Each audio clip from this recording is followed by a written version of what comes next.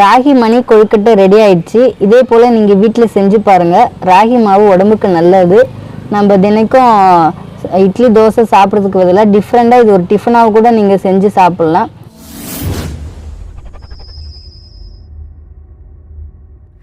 ராகி மணி கொழுக்கட்டை செய்ய போகிறோம். ராகி மணி கொழுக்கட்டை செய்வதற்கு தேவையான பொருட்களை பார்க்க போகிறோம். ராகி மாவு 1 கிண்ணி, வரமிளகாய் 2, கடலைப்பருப்பு 1 ஸ்பூன், கடுகு உளுந்து கலந்து வச்சுருக்கோம் அது 1 ஸ்பூன், சீரகம் 1 ஸ்பூன், உப்பு தேவைக்கேற்ப, தேங்காய்ப்பூ தேவைக்கேற்ப. இந்த பொருட்கள் இருந்தால் போதும், ராகி மணி கொழுக்கட்டை செஞ்சிடலாம். இது எப்படி செய்யலான்னு வாங்க பார்க்கலாம். இப்போ ராகி மாவில் நம்ம உப்பு போட்டு வெந்நீர் விட்டு பிசைஞ்சு எடுத்துக்க போகிறோம். ராகி மாவு தேவைக்கேற்ப நம்ம உப்பு சேர்த்துக்க போகிறோம். இது வெந்நீர் கொதிக்க வச்சு நான் ஒரு பாத்திரத்தில் எடுத்துட்டேன். இப்போ இதில் ஊற்றி சின்ன சின்ன உருண்டையாக பிடிக்க போகிறோம். கொஞ்சம் சூடாக இருக்கும். நம்ம முதல்ல கொஞ்சம் கொஞ்சமாக ஊற்றி கரண்டியால் ஸ்பூனால் கிண்டிட்டு அதுக்கப்புறமா கையால் பிசைஞ்சிக்கலாம்.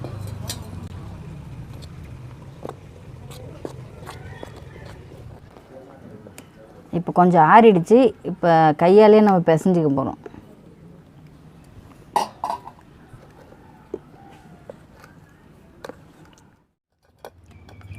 இந்தளவுக்கு ராகி மாவை வெந்நீர் விட்டு நல்லா பிசைஞ்சிக்கோங்க. இதை நம்ம இப்போ சின்ன சின்ன உருண்டையாக உருட்டி வச்சுக்க போகிறோம்.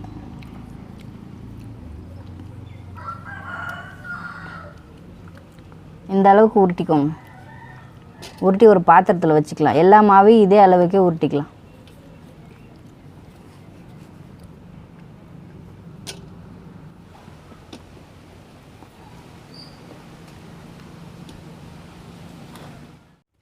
ராகி மாவை இதை மாதிரி சின்ன சின்னதாக உருட்டி வச்சாச்சு.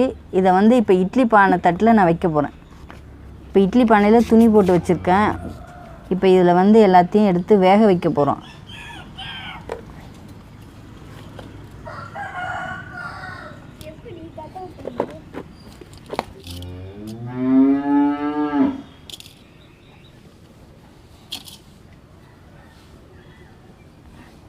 இப்போ எல்லாத்தையும் எடுத்து வச்சாச்சு. இப்போ இட்லி பானையில் இட்லி பானையை அடுப்பில் வச்சுருக்கேன்.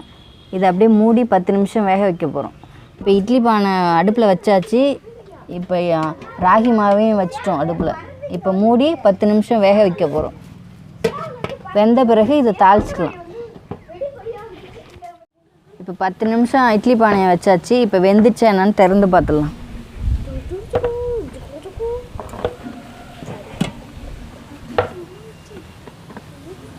நல்லா வெந்துடுச்சு பாருங்கள். இப்போ இதை இறக்கிக்க போகிறோம்.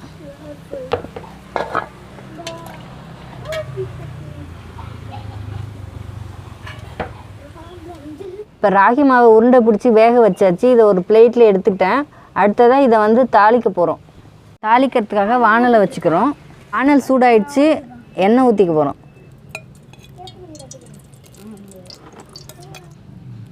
எண்ணெய் சூடாயிடுச்சு. கடுகு போட்டுக்க போகிறோம்.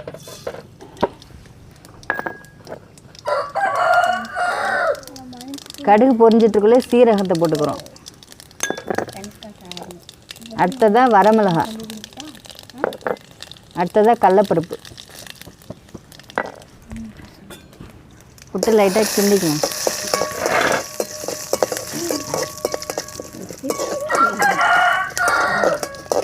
கருவேப்பிலை உருவி போட்டுக்கோம்.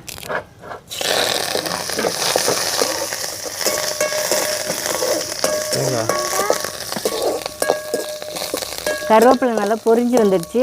அடுத்ததாக வேக வச்சு எடுத்த ராகி உருண்டைகளை போட போகிறோம்.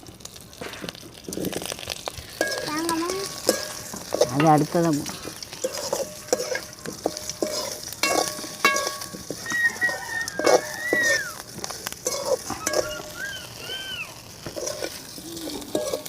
லைட்டாக கிண்டிட்டு கடைசியாக இப்போ தேங்காய் பூ போட்டு இறக்க போகிறோம்.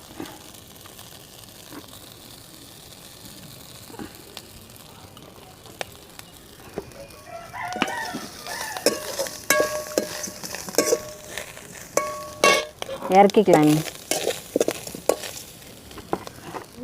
இப்போ ராகி உருண்டை ரெடி ஆயிடுச்சு. இப்போ பிளேட்டில் மாற்றிக்க போகிறோம்.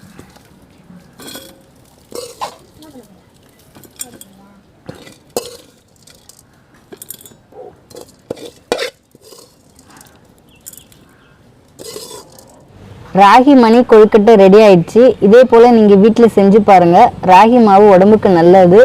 நம்ம தினைக்கும் இட்லி தோசை சாப்பிட்றதுக்கு பதிலாக டிஃப்ரெண்ட்டாக இது ஒரு டிஃபனாக கூட நீங்கள் செஞ்சு சாப்பிட்லாம். மேலும் இதே போல் வீடியோக்களை தொடர்ந்து பார்க்க எங்களோட தமிழை யூடியூப் சேனலை சப்ஸ்கிரைப் பண்ணுங்கள். நன்றி, வணக்கம்.